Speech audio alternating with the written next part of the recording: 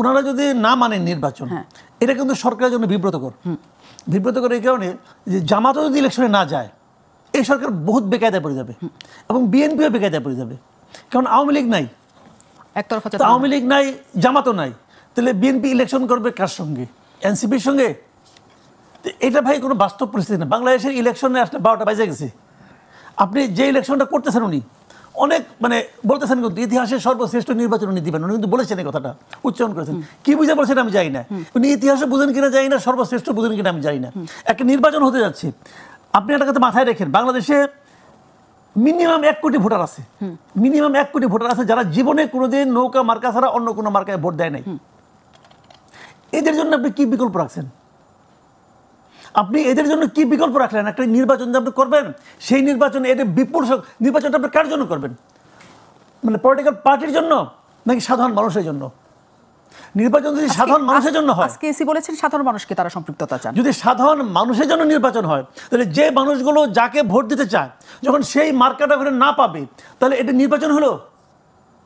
এবং এই নির্বাচনটা বহুত বিপদে পড়বে গভর্নমেন্ট, এবং সবচেয়ে বড় বিপদে পড়বে যারা নির্বাচিত হয়ে আসবে তারা। সারা দুনিয়ার কাছে এই নির্বাচন কতটুকু গ্রহণযোগ্য হবে আমি জানি না, আমি বুঝতে পারি না। কারণ 2014 নির্বাচন করে আওয়ামী লীগ ক্ষমতায় আসছিল, ওই নির্বাচনটা খুব গ্রহণযোগ্য হয়েছিল? ওই নির্বাচনের কথা যখন তারা নিজেরা উচ্চারণ করতো, খুব কি আনন্দের সঙ্গে উচ্চারণ করতো? তো এরকম একটা নির্বাচন আয়োজন করতে যাচ্ছেন ইউনূস সাহেব, এবং ভাবতেছেন যে ইতিহাসের সর্বশ্রেষ্ঠ নির্বাচন উনি করে ফেলাবেন। কিন্তু কেন করবেন ভাই? কিন্তু এই যে প্রেক্ষিত এখন চলছে, তাতে আওয়ামী লীগকে নির্বাচনের জন্য অনুমতি দেওয়াও কি আসলে অন্যরা মানবে? এটা তো আমি বলতে পারবো না।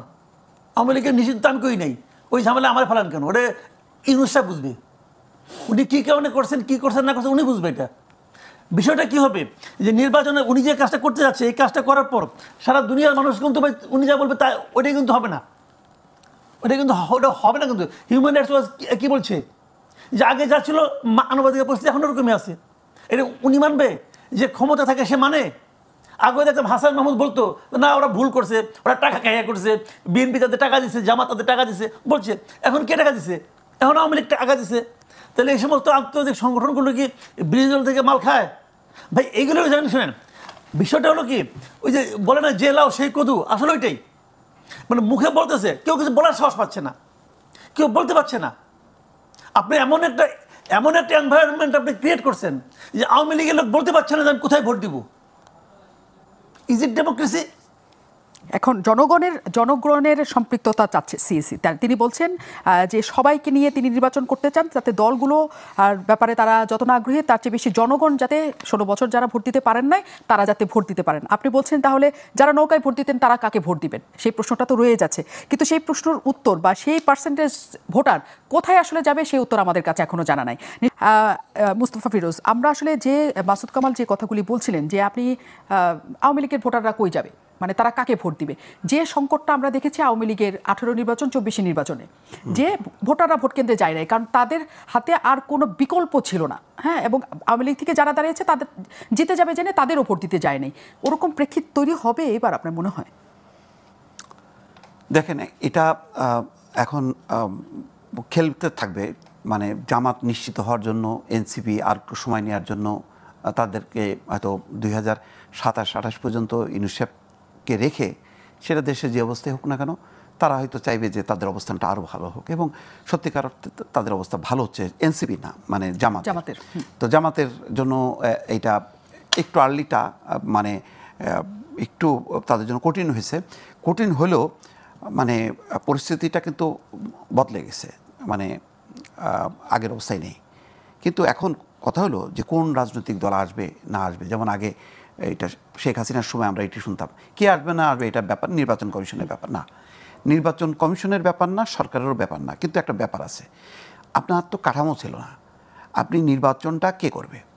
ডক্টর ইউনূস, আমি মনে করি যে এই কাঠামোতেও ওনার অধীনে নির্বাচনটা হওয়া উচিত না, কারণ এই সরকার বিতর্কিত হয়েছে, এখনও 2জন উপদেষ্টা আছে, তার এটা আরও ক্লিয়ার করার দরকার ছিল। ফলে একটা যদি তত্ত্বাবধায়ক সরকার আসে, সেই কাঠামোর অধীনেই নির্বাচনটা হবে, সেখানে কাউকে পা ধরে আনতে যাবে না। এখন ধরেন আমি নির্বাচনটাকে ওই যে 1 কোটি ভোটার আওয়ামী লীগের, তো সেটার জন্য কি এখন এখান থেকে কি প্লেন ভাড়া করে দিল্লিতে যে শেখ হাসিনাকে রিকোয়েস্ট করবে? সেটা কি বর্তমান রাজনীতি বাস্তবতা সেটা কি অ্যালাউ করে? করে না, তিনি হচ্ছেন একটা হত্যা মামলার মূল আসামি। তাহলে কে বিকল্প কোনো আওয়ামী লীগ তো তাকে রিপ্রেজেন্ট করেনি যে না ঠিক আছে আব্দুল হামিদ আর সেলিনা হায়াৎ আইবি নেতৃত্ব করে দিলাম, আচ্ছা ওদের সাথে তোমরা কন্ট্যাক্ট করো, বা তারা কোনো উদ্যোগ নেবে, তেমনও তো দেখা যাচ্ছে না। তাহলে কি করবে? তাহলে যেটা করবে, তত্ত্বাবধায়ক সরকার একটা হোক, নিউট্রাল নির্বাচন কমিশন থাকুক, ভাই আপনার ইচ্ছা হলে আপনি যান ইলেকশনে, না হলে যান, কাউরে হাতে পায়ে ধরে ওই পার্টিসিপেশনটা। কিন্তু এই সরকার যদি বলে যে যার ইচ্ছা যান, তাতে এই সরকারের ক্ষেত্রে কি অসুবিধা? না, কোনো অসুবিধা নেই, কিন্তু ওই যে সরকারটা ঠিক থাকতে হবে, একটা তত্ত্বাবধায়ক সরকার থাকতে হবে। ইউনূস সাহেবও করতে পারতেন, কিন্তু ইউনূস সাহেবের ঘর তাহলে খালি করতে হবে, খালি করে এটা রিয়েল একটা নিউট্রাল গভর্নমেন্ট করতে হবে। যেটা কিন্তু বলা হচ্ছে যে উপদেষ্টাদের সাথে এনসিপির কোনো সম্পৃক্ততা নাই। কি সম্পর্ক নাই? 100% আছে, অবশ্যই আছে। স্বয়ং ডক্টর ইউনূসেরই আছে, ডক্টর ইউনূসেরই আছে, কারণ তার আশীর্বাদ না পাইলে এই ধরনের দুইজন উপদেষ্টা থাকে কি করে? সারা দেশে এই যে এনসিপির যে প্রোটোকল আমরা দেখলাম, মানে পুরো বাহিনী, নিরাপত্তা বাহিনীর সমস্ত পোর্শনগুলো দিয়ে যেভাবে মিছিল মিটিংগুলি করে, এটা তো নজিরবিহীন। এটা তো একটা সরকারি দল যেভাবে করে, শেখ হাসিনার সময় আওয়ামী লীগ যেভাবে করছে ঠিক সেভাবেই এনসিপি করছে। এটার জন্য ডক্টর ইউনূসের সরাসরি দায় আছে, এবং এটা কেউ হয়তো জবাব চাচ্ছে না, কারণ বিএনপি একটু নমনীয় হচ্ছে যে তারা মনে করে যে আচ্ছা যাই হয়েছে নির্বাচনটা হোক, তখন বোঝা যাবে ওই মাঠে।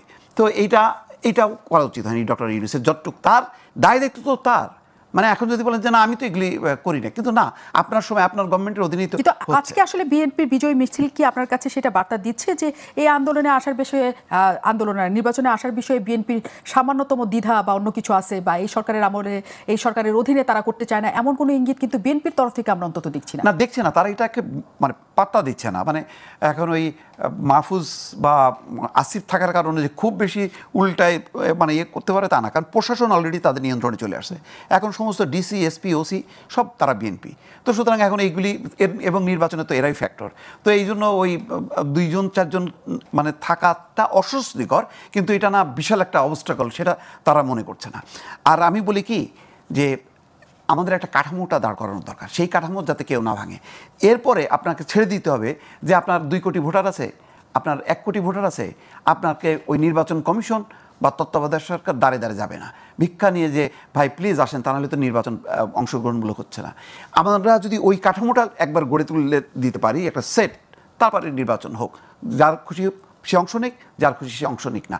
কিন্তু আগের অবস্থাটা কী ছিল? আগে তো যেহেতু দলীয় সরকারের অধীনে নির্বাচন, তখন শেখ হাসিনার সরকারের দায়বদ্ধতা ছিল যে সবাইকে আনার, কিন্তু তারপরও সে আনে নাই, যার কারণেই তো আজকের এই পরিণতি, রাজনৈতিক এই বিপর্যয়। এখন এই বিপর্যয় থেকে উঠতে গেলে কি করতে হবে? তাহলে ওই সময় যে আন্দোলনের মূল দাবি ছিল যে তত্ত্বাবধায়ক সরকার চাই, তত্ত্বাবধায়ক সরকার অধীনে নির্বাচন হবে, ওই রকম একটা কাঠামোটা আমরা তৈরি করি, প্রডিউস করি, দেন রাজনৈতিক দলগুলো তার মতন করে। এখন আওয়ামী লীগ যদি মনে করে যে না তার সে যেটা করছে সেটাই ঠিক, কোনো ভুল নেই তার, সেই যেমন জামাত ইসলাম 71-এর কোনো ভুল স্বীকার করে না, এরাও তেমন মনে করে যে না তাদের কোনো ভুল নাই, সেই অবস্থা নিয়ে যদি আওয়ামী লীগ এখন বসে থাকে, তাহলে হাতে পায়ে ধরে এই নির্বাচনে অংশগ্রহণ করানোর দায় এটা কারোরই নেওয়া উচিত না।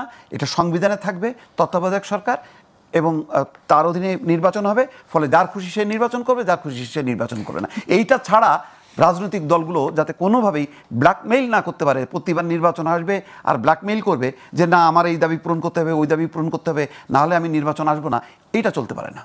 মাসুদ কামাল, যে প্রসঙ্গটি আসছে মোস্তফা ফিরোজও প্রথমেও সেটা বললেন, এবং আজকে যেটা হয়েছে মির্জা ফখরুল ইসলাম আলমগীরও বলেছেন একটা সংবাদ সম্মেলনে যে এই নির্বাচনটা আসলে 3 মাসেই করা সম্ভব, এবং আইন শৃঙ্খলা বাহিনীর যে পরিস্থিতি তারা দেখতে পাচ্ছেন তাতে তাদের মনে হচ্ছে যে নির্বাচনটা যে কোনো সময় করার মতো পরিস্থিতি বাংলাদেশে তৈরি আছে। কিন্তু আইন শৃঙ্খলা পরিস্থিতি আমরা যা দেখছি সাধারণ জনগণ হিসেবে, তাতে নির্বাচন, এত বড় একটা জাতীয় নির্বাচন এত বছর পর করার জন্য আসলে আপনি মনে করেন যে সম্ভব? এটা আসলে এখনকার পরিস্থিতি সম্ভব? কেন সম্ভব হবে না? নির্বাচন তো মনে করেন 1 মাস জুড়ে হবে না, তাই না? নির্বাচনের সময় যদি আমি মনে করি যে পুলিশ অপ্রতুল, আর্মি তো এখনই ম্যাজিস্ট্রেসি পাওয়ার নিয়ে মাঠে আছে না? তো আর্মিকে আপনি ডেপ্লয় করবেন, আর্মি এই কাজ করতে পারবে না। আর্মি তো দেশের না রকম আপনার না রকম দুর্ঘটনা, দুর্বিপাকে তো আসে মাঠে, আসে না? তো আমাদের জন্য এর চেয়ে বড় কি আছে, ঘটনার কি আছে? এই ঘটনা তো আসবে, মাঠে নামবে, আইন শৃঙ্খলা রক্ষা করবে। তাদের কাজ তো ভোটার কে ভোট দেওয়ানো না, তাদের কাজ হলো ভোট প্রদানের ক্ষেত্রে যদি কেউ বাধা দেয় সেটাকে আটকাবে। কেউ দুর্নীতি করলে, কেউ সমস্যা করলে, সন্ত্রাসী করলে সেটা আটকাবে। তো আমি তো কোনো প্রবলেম দেখি না। নির্বাচন হওয়া সম্ভব, 3 মাসে হওয়া সম্ভব। আমি তো শুরুর থেকেই বলতেছি নির্বাচন হওয়া উচিত ছিল অক্টোবরে। অক্টোবর থেকে সেখান থেকে আপনি দিলেন ডিসেম্বরে, বিএনপি নিল ডিসেম্বরে, ঠিক আছে ডিসেম্বরে মানা যায়, ফেব্রুয়ারি নির্বাচন তো ভালো হবে না, ফেব্রুয়ারির সময়টা খুব সুইটেবল টাইম না, কারণ ফেব্রুয়ারির কদিন পরেই হবে আপনার রোজা, এবং বাংলাদেশের রোজার সময় দ্রব্যমূল্য নিয়ে একটা ক্যাচাল বাজেই, সবসময় বাজে, নতুন গভর্নমেন্ট দায়িত্ব নিবে নিয়ে ওই ক্যাচালের মধ্যে পড়বে। এটাও একটা ইন্টেনশনালি হইতে পারে যে নতুন যারা গভর্নমেন্ট হবে তাদেরকে এরা বুঝাইলো তুই তো ক্ষমতায় যেতে চাস, দেখ কেমন লাগে, এটা বুঝাই দিল আর কি। এটাও হতে পারে, কিন্তু বিএনপির উচিত ছিল কোনো অবস্থাতে ডিসেম্বর থেকে একদিনের পরে না যাওয়া। বিএনপি কী কারণে গেছে জানি না, বিএনপি মনে করছে যে কোনো মতো এখানে চেয়ারে বসলে যে আনন্দ আর আনন্দ, ওই আনন্দের আশায় গেছে আর কি, যা কিছু করে সব মানে খালি ইলেকশনটা আমাদের দাও, ফেব্রুয়ারিতে দাও, ভালো হচ্ছে না এটা, কিন্তু এটা আরও আগে হওয়া হচ্ছিল। কিন্তু যে সবাই মিলে যে নির্বাচনের কথা বলছে, আগের কথা বলছেন, কিন্তু ফেব্রুয়ারিতেও আপনারা বলছেন দেরি হয়ে যাচ্ছে, কিন্তু ফেব্রুয়ারিতে হওয়ার ক্ষেত্রেও অন্য রাজনৈতিক দলগুলো, এনসিপিকে আমরা তুলনামূলকভাবে এক পাশে আমরা এখন দেখতে পাচ্ছি, তারা এখন মূল ক্রীড়নকের ভূমিকায় দেখতে পাচ্ছি না। এনসিপি যে অবস্থানে এসে দাঁড়িয়েছে, এনসিপি কিন্তু বারবার বলছিল যে তারা কোনোভাবেই এই সংস্কার ছাড়া, বিচার ছাড়া সেই নির্বাচন তারা চায় না, কিন্তু তাদের আমরা খুবই যে কঠোর একটা প্রতিক্রিয়া দেখেছি তাও না। আপনার কি মনে হয় যে এনসিপি আসলে পুরো এই ঘটনার থেকে নিজেদেরকে গুটিয়ে নিচ্ছে বা গুটিয়ে নেওয়ার অবস্থা? গুটিয়ে নিচ্ছে না, এনসিপি জানেন কি, এনসিপি তব্দ হয়ে গেছে আর কি। তব্দ হয়ে যাওয়া মানে তারা বোঝার চেষ্টা করতেছে যে ডক্টর ইউনূস আমাদেরকে এই রাজনীতিতে আনলো, সে কি আমাদেরকে ত্যাগ করলো, পোল্ট্রি মারলো, সে কি পোল্ট্রি মারলো, সে এটা কী করতেছে। আমার তাদের কাছে আশা ছিল যতদিন সম্ভব আপনি থাকেন। দেখেন আমি একটা কথা বলি আপনাকে, এনসিপি এবং জামাতের মনস্তত্ত্বটা বোঝার চেষ্টা করেন। এরা হয়েছে কি, এরা তো ক্ষমতা আসতে পারবে না ভাই, যে যত কথা বলো 3 মাস 6 মাস 3 বছর করেন আপনি, এরা ক্ষমতা আসতে পারবে না। বাংলাদেশের মানুষ এখন এদেরকে ভোট দেওয়ার মতো অবস্থা আসে নাই, মানে ক্ষমতা পাঠানোর মতো অবস্থা আসে নাই। তাহলে এরা কি করবে? এরা এখন যে অবস্থা আছে, এখন কিন্তু এরা ক্ষমতার স্বাদ ভালোভাবেই নিচ্ছে। হ্যাঁ, অনেক জায়গায় নিচ্ছে, আমার তো নিচ্ছে, এনসিপিও নিচ্ছি। তা না হলে কালকে টিএসসিতে ওই যুদ্ধাপরাধীদের ছবি টাঙানোর সাহস তারা করতো না। ওই কারণে ক্ষমতার স্বাদ দিচ্ছে। এখন যেই ক্ষমতায় আসুক, যদি বিএনপি ক্ষমতায় আসে, এই স্বাদ নিতে পারবে না তো। যত জায়গায় যত কিছু আছে থাকবে। জামাতের লোক কয় জায়গায় মানে ইউনিভার্সিটি ভিসি আছে, ভিসি থাকবে। ঢাকা ইউনিভার্সিটি ভিসি থাকবে নাকি? থাকবে না তো, দেখেন আপনি, থাকবে না। এই ঢাকা ইউনিভার্সিটি ভিসি মার্চিয়ারে পাবেন না খুঁজে আর, এটা রিয়েলিটি। এদের ধরে ধরে আনছে, এই এখানে আনছে, এখানে পাঠাচ্ছে, এখানে পাঠাচ্ছে, এগুলো একটাও থাকবে না। এনসিপি যেমন এখন দাপটের সঙ্গে সাংবাদিকরা সচিবালয়ে ঢুকতে পারে না, কিন্তু এনসিপি লোকজন ঢুকতে পারে, বৈষম্যবিরোধী লোকজন ঢুকতে পারে। এরা ঢুকে ওখানে কি করে যাতে এটা কেউ প্রকাশ না করে, এই জন্য অ্যাক্রেডিটেশন কার্ড বাতিল হয়ে গেছে, যে ওটা কেউ যাতে না দেখে। ভাই এগুলো আমরা বুঝি না নাকি? সবই তো উন্নয়নের জন্য, এগুলো তো থাকবে না তো। যেখানে যায় তারা যেরকম প্রোটেকশন পায় গভর্নমেন্টের কাছ থেকে, নতুন গভর্নমেন্ট আসলে পাবে প্রোটেকশন। সেই ক্ষমতার সাথে শুধু জামাত পাচ্ছে নাকি এনসিপি? আসলে জামাতও পাচ্ছে, এনসিপি পাচ্ছে। সাত এখন জামাত পাচ্ছে, এনসিপি পাচ্ছে, বিএনপিও পাচ্ছে, 3 দলই পাচ্ছে। আবার মাঠ পর্যায়ে চাঁদাবাজি বিএনপি করতেছে, মিনিমাম 90% চাঁদাবাজি বিএনপি করে মাঠ পর্যায়ে করতেছে, কিন্তু প্রশাসনে জামাত এগিয়ে আছে। প্রশাসনে কিন্তু জামাত বিএনপি সমান। আর এনসিপি হলো উপরে থেকে বাড়তেছে, মানে এই তদবির করেন, ওই তদবির করেন, আর বিভিন্ন পোস্ট দখল করে আছে জামাত বিএনপি। ঠিক আছে, যখনই বিএনপি ক্ষমতা আসবে, জামাতের কেউ থাকবে নাকি এনসিপির কেউ তখন দিয়ে সচিবালয়ে যে ধমক দিতে পারবে না তো। এই যে মজাটা এখন পাচ্ছে, এই মজা তো পাবে না। এখন এর মধ্যে মনে করেন আপনার জামাতের একটা খুঁটি আছে, যে আমার একটা দল আছে, তার একটা আছে। এনসিপির কি আছে? এনসিপি ডক্টর ইউনূস আছে। এখন ইউনূস ফেব্রুয়ারিতে ইলেকশন হবে, ওর তো রীতিমতো অধিক সংখ্যা পাথর হয়ে গেছে। এটা কি হলো? কিন্তু সেই পাথর হওয়ার সময়টাতে আমরা খুবই অদ্ভুত একটা ঘটনার মধ্যে দিয়ে গতকাল আমরা সবাই ছিলাম। সেটা হচ্ছে 5 শীর্ষ নেতা তাদের যেদিন জুলাই ঘোষণাপত্র এবং যেদিন আসলে বর্ষপূর্তি, যার জন্য তারা সম্মুখ সারির যোদ্ধা ছিলেন, তারা কক্সবাজার বেড়াতে চলে গিয়েছেন তাদের তথ্য মতে। এনসিপির এই অবস্থান এবং মোস্তফা ফিরোজ যেটা বলছেন যে এনসিপি তো আসলে সরকার যেহেতু এনসিপিকে এক ধরনের প্রশ্রয় দিচ্ছে, কাজেই এই সরকার তার নিরপেক্ষতা হারাচ্ছে। কিন্তু গতকালে তাদের এই ঘটনা, জুলাই ঘোষণা অনুষ্ঠানে না যাওয়া, এই সমস্ত কিছুতে তাদের যে নিশ্চুপ একটা প্রতিক্রিয়া, তাকে আসলে বোঝা যায় যে আসলে সরকারের প্রশ্রয় তারা পাচ্ছে। যে এনসিপির আসলে জুলাই ঘোষণাপত্র এবং বর্ষপূর্তি গণঅভ্যুত্থানের, এখানে এনসিপিকে আমরা একটু ম্রিয়মান দেখেছি, একটু না অনেকখানি ম্রিয়মান দেখেছি। এবং তাদের এই 5 জন নেতার বাইরে চলে যাওয়া, পুরোটাই একটা রাজনৈতিক অঙ্গনে নানা ধরনের কৌতূহল, নানা ধরনের হিসাব নিকেশের কথা বলছে। আপনার কি মনে হয় আসলে এনসিপি যা চেয়েছিল তা পাচ্ছে না, নাকি অন্য কোনো জটিলতা তাদের মধ্যে তৈরি হয়েছে আসলে সরকারের সাথে বা অন্য কারোর সাথে? সরকারের সাথে খুব একটা জটিলতা নাই, এবং আসলে যেটা কক্সবাজারের ট্যুরটা এটা অনেকটা চাইল্ডিশ আমার কাছে মনে হচ্ছে। তারা মনে করছে ঠিক আছে আমাদের নেতাদের একটা অংশ তো আছে মূল জায়গায়, আমরা একটু এই ফাঁকে দিয়ে ঘুরে আসি। এবং তাদের 1 মাস ব্যাপী এই পদযাত্রাটা এটা আসলে খুবই ছিল। সেই অর্থে তাসনিম যারা তো তার হাজব্যান্ড সাথে ছিল, বাকি ওরা ছিল, না গেলে পারতো। ওদের এই ম্যাচুরিটিটা এখানেই হলো যে একটা ম্যাচিউর দল আর ইম্যাচিউর দলের মধ্যে পার্থক্য। তারা সেই ম্যাচুরিটিটা মানে দেখাতে ফেল করছে। এটা একটা সাংগঠনিক শৃঙ্খলা। এবং এনসিপি কিন্তু আজকে তারা শোকজ করে বলছে 24 ঘন্টার মধ্যে সবাইকে এসে কারণ ব্যাখ্যা করতে হবে যে কেন তারা এই কাজটা করলো। আর হতাশাটা তো আছে, তাদের তো প্রত্যাশার অনেকগুলো যে এইগুলি করতে হবে, কারণ তারা মনে করে একটা তারা বিপ্লব করছে, রেভলিউশন করছে, সুতরাং সব কিছু পাল্টে দিতে হবে, নতুন করে তৈরি করতে হবে। এই জন্য তারা নতুন সংবিধান চায়, সেকেন্ড রিপাবলিক চায়। কিন্তু আসলে যাদের কাছে চায় তারা তো আসলে মানে তারা তো আর অভ্যুত্থান করেনি, তারা তো বিপ্লব করেনি। তারা সুশীল সমাজ যার যার অবস্থায় ওই যে নিজ নিজ পেশায় আমরা সন্তুষ্ট এরকম টাইপের মানুষজন এসে তো করছে। তো ফলে ওদের সাথে ওই এটার মানে সিঙ্ক ঠিক মতন হয়নি। তবে ডক্টর মোহাম্মদ ইউনূসের একটা আশীর্বাদ, একটা ভালোবাসা, স্নেহ তাদের প্রতি আছে। এবং তরুণরা সামহাও মানে প্রথম কথা হলো যে তাদের এই উচিতই হয়নি, কারণ এটা তো তারা জানে যে তাদের সাংগঠনিক কাঠামোয় এই অভ্যুত্থান হয়নি। এই অভ্যুত্থানের একটা জোয়ারে হয়ে গেছে, সামনে তারা সাহসটা দেখাইছে। কিন্তু অভ্যুত্থানের পরে মানে 5ই আগস্টের পরে সবাই যার যার ঘরে চলে গেছে। ঘর চলে যাওয়ার পরে তাদের ঘরে তো আর কেউ নাই। ফলে অল্প যারা ছিল তাদেরকে নিয়ে করছে। তাদের মধ্যে আবার একটা অংশ এটাকে ব্যবহার করে সমন্বয়ক পরিচয়ে সারা দেশে যেভাবে বিএনপির কিছু বদনাম হয়েছে, তাদের বদনাম অল্প করেও ব্যাপকভাবে তারা বদনামের ভাগ হয়েছে, তার একটা শিকার তো তারা হয়েছে। সব মিলায় এনসিপি একটা নড়বড়ে অবস্থানের মধ্যে পড়ে গেছে। কিন্তু আমার মনে হচ্ছে যে এনসিপির সাথে বিরোধটা সরকারের মানে বিএনপির হবে না, মূলটা হবে হচ্ছে জামাতের সাথে। এবং এনসিপি আমার ধারণা যে তাদের স্ট্রাকচার অনুযায়ী তারা আসলে জামাতের সঙ্গে অবস্থান করবে না, তারা হয়তো বিএনপির দিকেই চলে আসবে। তাদের রাজনীতির যেই মানে ধারা বা তাদের আন্তর্জাতিক যেই রাজনীতির লিবারেল ডেমোক্রেসি প্র্যাকটিস করবে তো তারা, সেটি তো কমিটমেন্ট, সেটা মিলবে বিএনপির সঙ্গে। তো ফলে জামাতের সাথে একটা তাদের ক্ল্যাশ তৈরি হবে, মানে ক্লাশ তৈরি হবে বিএনপি সহ আদার্স। এবং মুক্তিযুদ্ধ, স্বাধীনতা এগুলি নিয়ে তো অলরেডি ডিফারেন্সটা একদম। কিন্তু মাসুদ কামাল, মুস্তাফা ফিরোজের এই উত্তরটা আপনাকে জানতে চাই। কিন্তু সবসময় এনসিপিকে বলা হতো জামাত ঘেঁষা দল, কারণ এনসিপির যখন কোনো আন্দোলনে কেউ আসতো না তখন বলা হতো জামাত এবং ছাত্র শিবির থেকে তাদের ওখানে লোক পাঠানো হয়েছে, এবং সেটার প্রমাণও পাওয়া গেছে। এবং বলা হয়েছে যে তাদের মধ্যে একটা সখ্যতার জায়গা আছে। আসলে এনসিপির সখ্যতা কাদের সাথে? আসলে তারা কি এরকম কোনো জোট বাঁধতে পারবে কোনো দলের সাথে? আমি কিন্তু মনে করি না যে তারা জামাত ঘেঁষা দল। জামাত বিভিন্ন জায়গায় তাদের লোকবল মানে শিবিরের লোকবল এনসিপি মিটিংয়ে গেছে, এটা আমি সন্দেহ করি। এবং এটা করার কারণ আছে, ওটা ছিল জামাতের রাজনীতি, পার্ট অফ দেয়ার পলিটিক্স। এনসিপিকে বড় করে দেখানোর জন্য না, তাদের পলিটিক্যালি এটা তারা একটা স্ট্র্যাটেজি তারা নিয়েছিল যে ওদেরকে বড় করে দেখাবো আমরা এখন। আবার যখন প্রয়োজন হয় নাই তখন আবার যায় নাই, যেমন শহীদ মিনারে যায় নাই তারা। এটা তাদের পলিটিক্স, কিন্তু মানে ওদেরকে ভালোবেসে গেছে তা না, কিন্তু তারা একটা বিকল্প কিছু তৈরি করার চেষ্টা করছে। তাদের পলিটিক্সটা কি, তারা চাচ্ছে যে বিএনপির প্যারালাল তাদেরকে দাঁড় করাতে চাচ্ছে।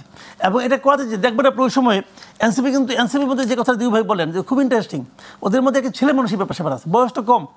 মানুষ তো ভাই খালি বই পড়ে শিখে না, মানুষ কিন্তু ঠিকই শিখে, অভিজ্ঞতা করে শিখে। যেমন এইবার তারা গেল ইয়েতে কক্সবাজারে, আগামীতে কোনো অনুষ্ঠানে কিন্তু এইভাবে যাবে না, ঠিকই শিখছে। তো ঠিকই শিখে ওরা অনেক কিছু শিখুক। আমি তো এই পার্টির ভালো চাই, এই পার্টির আগামীতে শক্ত হোক। ওরা কিন্তু শুরুতেই যে ঝামেলাটা করছে, ওদেরকে ঝামেলায় ফেলাই দিতে আসলে ইউনূস সাহেব নিজে। মানে এনসিপির যদি আপনি খুঁজেন, এনসিপিতে একবার হয়েছে কি, আমি যে কথা বলতেছিলাম যে ওরা করছে কি সবাইকে অ্যাটাক করছে, সবাইকে অ্যাটাক করে মনে করছে যে আমার সঙ্গে তো ইউনূস সাহেব আছে, আমার তো আর কাউকে লাগবে না।